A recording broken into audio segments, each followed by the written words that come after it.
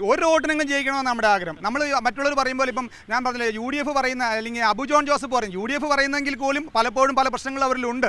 എന്നാൽ Abu John Joseph പറയുന്നത് ചരിത്ര ഭൂരിപക്ഷത്തിൽ ജയിക്കുമെന്ന്. ഞാൻ ചോദിക്കുന്നത് ചരിത്ര ഭൂരിപക്ഷത്തിൽ ജയിക്കുമെങ്കിൽ എന്തിനാണ് ആം ആദ്മി പാർട്ടിക്ക് വോട്ട് ചേരുന്നവർ പല വീടുകളിലും കയറി പറയുന്നുണ്ട്. തൊടുപുഴ നിയോജക മണ്ഡലത്തിൽ ഇത്തവണ ഒരു ശ്രദ്ധേയമായ സ്ഥാനാർത്ഥിത്വമുണ്ട്. അത് മറ്റാരുമല്ല, ആം ആദ്മിയുടെ ബേസിൽ ജോണാണ്. കഴിഞ്ഞ തദ്ദേശ തെരഞ്ഞെടുപ്പിൽ മികച്ച പ്രകടനം കാഴ്ചവെച്ചിരുന്നു ജില്ലാ പഞ്ചായത്തിലേക്കുള്ള മത്സരത്തിൽ. ഇത്തവണ പൊതുവിൽ പറഞ്ഞു കേൾക്കുന്നത് ആം ആദ്മി പാർട്ടി പിടിക്കുന്ന വോട്ടുകൾ മണ്ഡലത്തിൽ നിർണായകമായിരിക്കും എന്നുള്ളതാണ്. ആര് ജയിക്കണമെന്ന് നിശ്ചയിക്കുന്നത് നിങ്ങളുടെ വോട്ടുകളാണ് എന്നാണ് പൊതുവിൽ പറയുന്നത്. അല്ല, നമ്മൾ ഇതിനകത്ത് ആരുടെയും വോട്ട് പിടിക്കുക എന്നുള്ളതല്ല നമ്മുടെ ലക്ഷ്യം. നമ്മൾക്കിവിടെ ആളുകളിലേക്ക് ഡൽഹിയിലെയും പഞ്ചാബിലെയും ഒക്കെ ജനക്ഷേമകരമായ പ്രവർത്തനങ്ങൾ ആളുകളിലേക്ക് എത്തിക്കുക. അവർ തിരിച്ചറിഞ്ഞുകൊണ്ട് രാഷ്ട്രീയത്തിൻ്റെ ഒരു അമിതമായ പരിഗണന നൽകാതെ സ്ഥാനാർത്ഥിത്വം പരിഗണിച്ചുകൊണ്ട് സ്ഥാനാർത്ഥികളെ വിലയിരുത്തിക്കൊണ്ട് വോട്ട് ചെയ്യുക എന്നുള്ളതാണ് ജനങ്ങളോട് ഞങ്ങൾ അഭ്യർത്ഥിക്കാനുള്ളത്. കാലാകാലങ്ങളായി ഇപ്പോൾ കഴിഞ്ഞ 10 വർഷത്തെ ഭരണത്തെ അടുത്ത് വീണ്ടും തിരിച്ച് UDFിലേക്ക് വരണമെന്ന് പറഞ്ഞു. പക്ഷേ 10 വർഷത്തിന് മുമ്പ് ഭരണമുണ്ടായിരുന്നു ഈ നാട്ടിൽ. ഈ തൊടുപുഴയെ സംബന്ധിച്ചോളം തൊടുപുഴയുടെ വികസനങ്ങൾക്ക് ഏറ്റവും കൂടുതൽ മുൻതൂക്കം കൊടുത്തു എന്ന് പറയുന്ന ബഹുമാനായ PJ ജോസഫ് സാറ് ഇവിടുത്തെ കഴിഞ്ഞ 10 വർഷമായി തൊടുപുഴയിലെ KSRTC സ്റ്റാൻഡ് 10 വർഷമായി അനാഥ മന്ദിരം പോലെ കിടക്കുന്നു. അതുപോലെ തന്നെ കാഞ്ഞിരമറ്റം ഒളമറ്റം പാലം പണി പൂർത്തിയാതെ കിടക്കുന്നു. അദ്ദേഹം എന്തെങ്കിലും ചോദിക്കുമ്പോൾ പറയുന്നത് LDF സർക്കാർ ഭരിക്കുന്നതുകൊണ്ടാണ്. ഇപ്പോൾ ഞാൻ ചോദിക്കട്ടെ, അടുത്ത തവണ LDF സർക്കാർ വന്ന് അബു ജോൺ ജോസഫ് MLA ആയി ഈ 10 കൊല്ലവും അടുത്ത 5 വർഷവും വികസനമൊന്നും നടക്കാതെ വരില്ലേ? അപ്പോൾ ഞാൻ പറയുന്നത് ഇവിടുത്തെ കേരളത്തിൽ LDF ഭരിച്ചോട്ടെ, UDF ഭരിച്ചോട്ടെ, NDA ഭരിച്ചോട്ടെ, ആര് ഭരിച്ചാലും തൊടുപുഴ മണ്ഡലത്തിൽ എനിക്ക് ഒരു MLA ആയി ഒരു ജനപ്രതിനിധിയായി അവസരം കിട്ടിയാൽ ആര് ഭരിച്ചാലും ശരി, അവരുടെയൊക്കെ ഏത് പടിവാതിൽ പോന്നിട്ടാണെങ്കിൽ തൊടുപുഴ ജനങ്ങൾക്ക് വേണ്ടി തൊടുപുഴയുടെ സമഗ്ര വികസനം പൂർത്തിയാക്കുക അല്ലെങ്കിൽ ലക്ഷ്യമാക്കുക എന്നുള്ളതാണ് എൻ്റെ ലക്ഷ്യം. തീർച്ചയായും ആ നിലയിൽ തന്നെയാണ്. പക്ഷേ കഴിഞ്ഞ തവണത്തെ തദ്ദേശ തെരഞ്ഞെടുപ്പിൽ തങ്ങളുടെ ഏതാണ്ട് 7000-ഓളം വോട്ടുകൾ കരിമണ്ണൂർ ഡിവിഷനിൽ നിന്ന് പിടിക്കാനായി എന്നുള്ളത് ഇപ്പോൾ ഏറ്റവും പ്രധാനപ്പെട്ടതാണ്. ഇത്തവണ എത്ര വോട്ടുകൾ പിടിക്കും എന്നാണ് കണക്കാക്കുന്നത്? ഇത്തവണ ജയിക്കുക എന്നുള്ളതാണ് ആഗ്രഹം. ഞാൻ പറഞ്ഞു, നമ്മൾ ഇതിനകത്ത് ജനങ്ങളോട് സമർപ്പിക്കുകയാണ്. നമ്മളെ സംബന്ധിച്ചോളം ഇവിടുത്തെ ജയിക്കുമെങ്കിൽ എത്ര വോട്ടിന് വിജയിക്കും?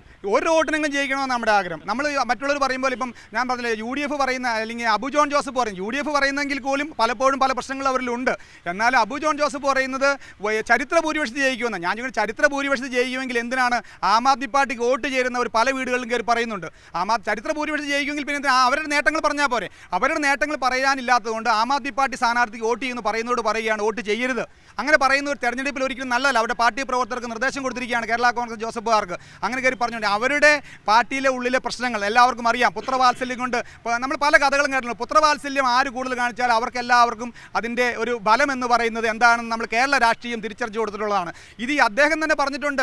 കെ മാണിക്ക് ശേഷം കേരള കോൺഗ്രസിലേക്ക് വന്ന ജോസ് കെ മാണി എന്ത് അർഹനാണ്, അങ്ങനെ പുത്രവാത്സല്യം നോക്കിയാണോ കൊടുക്കേണ്ട അധികാരം എന്ന് പറഞ്ഞ് തർക്കിച്ച് അവിടുന്ന് പോകുന്ന ആളാണ് അദ്ദേഹം. ആ പറഞ്ഞ വാക്കുകളെല്ലാം പിന്നോട്ടടിച്ചുകൊണ്ട് പുത്രവാത്സല്യത്തിന് വേണ്ടി പുത്രനെ കൊണ്ടുവരാൻ വേണ്ടി ഈ കേരള കോൺഗ്രസിലെ വിദ്യാർത്ഥി പ്രസ്ഥാനത്തിലൂടെയും യുവജന പ്രസ്ഥാനത്തിലൂടെയും കടന്നു വന്ന മുഴുവൻ നേതാക്കളുടെയും വെട്ടിക്കളഞ്ഞുകൊണ്ട് അദ്ദേഹത്തിന് അവരുടെ എല്ലാ എതിർപ്പുകൾ മാറ്റിവെച്ചുകൊണ്ട് പാർട്ടിക്ക് വേണ്ടി പോലീസിൻ്റെ മർദ്ദനവും മറ്റ് സമരമുഖങ്ങളിലും എല്ലാം നിന്ന ആളുകളെല്ലാം മാറ്റിക്കൊണ്ടാണ് പുത്രനെ കൊണ്ടുവന്നിരിക്കുന്നത്. പുത്രൻ്റെതായ രീതിയിൽ നിങ്ങൾക്കറിയാം. അല്ലെങ്കിൽ അദ്ദേഹം ഇവിടെ ഏതെങ്കിലും വിദ്യാർത്ഥി രാഷ്ട്രീയത്തിൽ അല്ലെങ്കിൽ കേരള കോൺഗ്രസ് വിദ്യാർത്ഥി രാഷ്ട്രീയം പ്രവർത്തിച്ചു വന്നിട്ടുണ്ടോ? യൂത്തിന് വേണ്ടി പ്രവർത്തിച്ചിട്ടുണ്ടോ? അദ്ദേഹത്തിൻ്റെ ജീവിതകാലം മുഴുവൻ വിദേശ രാജ്യങ്ങളിൽ നിന്നതിന് ശേഷം എല്ലാത്തിനും റെസ്റ്റ് എന്നുള്ള രീതിയിൽ ഇവിടെ വന്ന് മന്ത്രിയാവാനും MLA ആവാനും വേണ്ടി ആഗ്രഹിച്ചു വന്നതാണ്. എന്നെ പോലെയുള്ള ആളുകൾ അല്ലെങ്കിൽ ഈ പറയുന്ന കേരള കോൺഗ്രസ് നേതാക്കൾ പല നേതാക്കളുണ്ട്. അവരൊക്കെ വിദ്യാർത്ഥി രാഷ്ട്രീയത്തിൽ കടന്നു വന്നവരാണ്.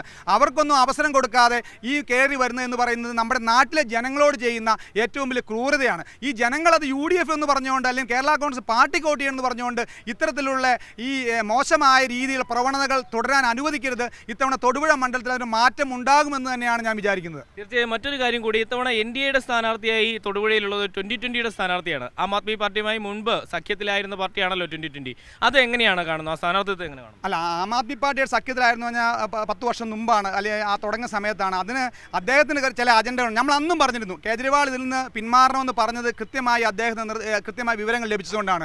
സാബു ജേക്കബ് എന്ന് പറയുന്ന ആൾ 2020യുടെ ആശയം നല്ലതാണ്, നമ്മൾ എന്നും പറയുന്നു. അവരുടെ ആശയം അവർ കിഴക്കമ്പലത്തും മറ്റ് 3 പഞ്ചായത്തുകളൊക്കെ കൊണ്ടുവന്ന ആശയവും ജനസേവനവും ഒക്കെ നല്ലത് തന്നെ. പക്ഷേ അദ്ദേഹത്തെ സംബന്ധിച്ചിടത്തോളം അദ്ദേഹം ഒരു പാർട്ടിക്കാരനല്ല, അദ്ദേഹം ഒരു ബിസിനസ്സുകാരനാണ്.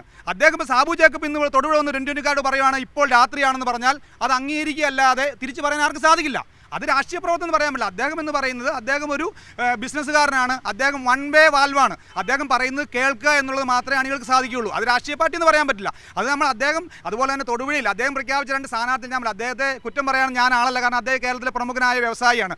അദ്ദേഹം പ്രഖ്യാപിച്ച 2 സ്ഥാനാർത്ഥികൾക്ക് വോട്ടർ പട്ടികയിൽ പേരില്ല എന്ന് പറഞ്ഞാൽ അതിൽ കൂടുതൽ ഞാൻ എന്നാ പറയേണ്ടത്? നിങ്ങൾ ആലോചിച്ച് നോക്കി. വോട്ടർ പട്ടികയിൽ പേരില്ലാത്ത ആളെ സ്ഥാനാർത്ഥിയാക്കി സ്ഥാനാർത്ഥിത്വം പ്രഖ്യാപിച്ച് കഴിഞ്ഞ് നോമിനേഷൻ കൊടുക്കാൻ പേപ്പർ പൂരിപ്പിക്കുന്നതാണ് വോട്ടർ പട്ടികയിൽ പേരില്ലാതെ. ഏറ്റവും അടിസ്ഥാന ഘടകമാണല്ലോ വോട്ടർ പട്ടിക പേര് വരിക എന്നുള്ളത്. അപ്പോൾ ഞാൻ അതിനെപ്പറ്റി കൂടുതലായിട്ടൊന്നും പറയുന്നില്ല. അതുപോലെ തന്നെ സ്ഥാനാർത്ഥിയായി കൊണ്ടുവന്നിരുന്നത് കഴിഞ്ഞതിന് മുമ്പിലത്തെ തവണ 2 ടൈം മുമ്പ് BJP ഇവിടെ ഏറ്റവും കൂടുതൽ ആക്രമിച്ച ആളുകളാണ് സ്ഥാനാർത്ഥിയായിട്ട് വന്നിട്ടുള്ളത്. അതിന് പഴയ വിഷ്വൽസ് ഒക്കെ നിങ്ങളുടെ ഉണ്ടെങ്കിൽ അറിയാം. BJP എന്ന് പറയുന്നത് ഇവിടുത്തെ ഏറ്റവും മോശം കക്ഷിയാണെന്നും വർഗീയ കക്ഷിയാണെന്നും ഒക്കെ പറഞ്ഞ LDFിൻ്റെ സ്ഥാനാർത്ഥിയായി മത്സരിച്ച ആളാണ് ഇവിടെ ഇത്തവണ BJPയുടെ സഖ്യകക്ഷിയായി വന്നിരിക്കുന്നത്. അപ്പോൾ ഞാൻ പറഞ്ഞു വന്നില്ല, അവസരത്തിനൊത്ത് ഈ നാട്ടിലെ ജനങ്ങളെ നേതാക്കന്മാർ മാറ്റുകയാണ്. അതായത് കൃത്യമായിട്ട് ജനങ്ങളെ ശരിക്കും ഒന്ന് ആലോചിച്ച് നോക്കി. ഞാൻ ഒരു കാര്യം കൂടി സൂചിപ്പിക്കാം. PJ ജോസഫ് സാറ് അഴിമതിക്കാരനാണ് ഇവിടെ ആദ്യം പറഞ്ഞത് ആരാ? +2 സമയത്ത് അദ്ദേഹം മന്ത്രിയായിരുന്നപ്പോൾ PJ ജോസഫ് സാർ കേരളത്തിലെ ഏറ്റവും വലിയ അഴിമതിക്കാരനാണ്, മുഴുവൻ സ്കൂളുകൾക്കും പൈസ മേടിച്ച +2 കൊടുത്തതെന്ന് പറഞ്ഞു. ഞങ്ങളാരും അല്ല പറഞ്ഞത്. അദ്ദേഹത്തെ അഴിമതിക്കാരനെന്ന് പറഞ്ഞ ആളിൽ ഒരു ദിവസം ഇപ്പുറത്ത് വന്നപ്പോൾ അഴിമതി എല്ലാം പോയി. നേരെ മറിച്ച് കേരള കോൺഗ്രസിലെ മാണി മന്ത്രിയായിരുന്നപ്പോൾ നിങ്ങൾക്ക് എല്ലാവർക്കും അറിയാം, സെക്രട്ടേറിയറ്റിൽ 10,000 കൊണ്ട് അല്ലെങ്കിൽ ലക്ഷങ്ങളെ കൊണ്ട് വളയിച്ചതാണ്. അതിനുശേഷം കോഴമാണിയെന്നും കള്ളൻ മാണിയെന്നും നോട്ട് മിഷനുള്ള മാണിയെന്ന് പറഞ്ഞിട്ട് അപ്പുറത്ത് ഒരു സ്റ്റെപ്പ് ചെയ്യുന്ന ഇപ്പുറത്തേക്ക് ചാടിയപ്പോൾ അദ്ദേഹം വിശുദ്ധനായി, അദ്ദേഹത്തിൻ്റെ മകൻ വിശുദ്ധനായി.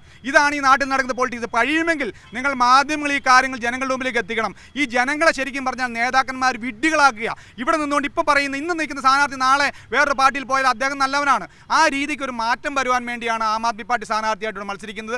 ജനങ്ങൾ ഇത് തിരിച്ചറിഞ്ഞാൽ ഈ മുന്നണിയുടെ കെട്ടുപാടുകൾ, രാഷ്ട്രീയത്തിൻ്റെ കെട്ടുപാടുകൾ മാറ്റിവെച്ചുകൊണ്ട് ജനങ്ങൾ ഒരു തവണ തിരിച്ചറിഞ്ഞ് വോട്ട് ചെയ്താൽ തൊടുപുഴ മണ്ഡലത്തിൽ വിജയിക്കാൻ സാധിക്കുമെന്നുള്ള ആത്മവിശ്വാസമുണ്ട്. ആ ആത്മവിശ്വാസമാണ് ഈ തെരഞ്ഞെടുപ്പിനെ മത്സരിപ്പിക്കാൻ പ്രേരിപ്പിച്ചിട്ടുള്ളത്. തീർച്ചയായും പൂർണ്ണമായും ആത്മവിശ്വാസത്തിലാണ് ആം ആദ്മി പാർട്ടിയുടെ തൊടുപുഴയിലെ സ്ഥാനാർത്ഥി. പക്ഷേ തൊടുപുഴയിൽ ആം ആദ്മി പാർട്ടി പിടിക്കുന്ന വോട്ടുകൾ വളരെ നിർണായകമാകും എന്നുള്ളത് നമുക്ക് നോക്കിയാൽ കാണാവുന്നതും ആണ്. മീഡിയ 1 ഇടുക്കി.